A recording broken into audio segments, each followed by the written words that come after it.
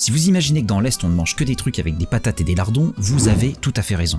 Parce qu'en Lorraine, on a besoin de bien manger pour bien se dépenser. Et avec tout ce qu'on a à faire dans la région, on ne va pas s'interdire un peu de gras pour bien tenir toute la journée. Alors oui, on n'est pas sur des mets de poètes qu'on mange avec un petit doigt levé, mais avec ce qu'on a, on sait quand même se faire plaisir, et c'est bien là le principal.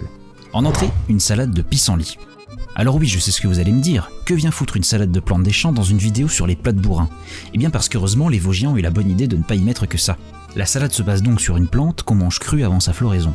Parce qu'après, très franchement, on vous le déconseille. On y ajoute donc, parce qu'on a bon goût, des lardons qu'on aura fait chauffer à part, et si vous vous sentez un peu aventurier, des œufs mollets accompagnés d'une vinaigrette. Cette recette a été adoptée un peu partout entre le Luxembourg et l'Autriche. Mais en Lorraine, on a adopté la variante rare dite à la chaude merotte, une vinaigrette spéciale à la graisse de lard, le même lard qu'on aura cuit pour la préparation, qu'on verse chaude sur la salade juste avant la dégustation. Et les pissenlits sont tellement appréciés dans la région que les anciens en faisaient même des cures et vantaient les bienfaits diurétiques et nettoyants pour le corps. Parfait donc pour ceux qui arrivent juste après.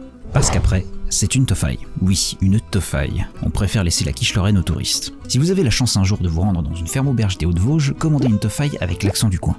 On vous prendra peut-être pour un enfant du pays et on vous accueillera avec tout l'amour du monde. Car la toffaille vosgienne, c'est sûrement le truc le plus vosgien qui existe avec la salade de pissenlit. Au programme des habitués des plats de bourrin, des pommes de terre, du lard, des oignons, du beurre et du vin blanc. Et la légende dit que dans certains coins des Vosges, on y ajouterait même du poireau pour varier son goût et se différencier des autres fermes auberges du massif. Pour la préparation, c'est très simple. On alterne des tranches de lard ou des lardons et des couches de pommes de terre et d'oignons dans un grand plat et on laisse mijoter pendant au moins 2 heures à feu doux. Le résultat est une sorte d'épaisse purée au lardon si la cuisson est parfaite, que l'on peut servir avec une palette de porc fumé sur le côté. Du porc avec du porc donc. Le Vosgien n'aime pas les surprises. On vous conseille d'accompagner ça avec un Riesling ou un Pinot Gris que vous aurez pris le soin d'acheter pendant un court passage en Alsace et l'expérience sera vraiment complète. Passons au fromage avec un petit Münster Jérômé. Même si son nom vient du village en Alsace, c'est le fromage des champions dans la région. Fabriqué à partir du lait de vache vosgienne, il viendrait en fait d'un monastère en haut des montagnes situé entre les deux régions qui se seraient partagé la recette. Le Jérômé vient des Vosges tandis que son frère sans appellation vient d'Alsace. Vous avez compris. Son odeur est forte, mais son goût est doux. On peut dire ça de plein de choses, mais là c'est de Münster dont on parle. On se sert ça sur un grand plateau en bois qu'on aura fabriqué nous-mêmes, sans pain si vous êtes un vrai de vrai et que vous voulez apprécier toutes les nuances de ce merveilleux fromage, ou avec s'il vous en reste avant d'attaquer le dessert.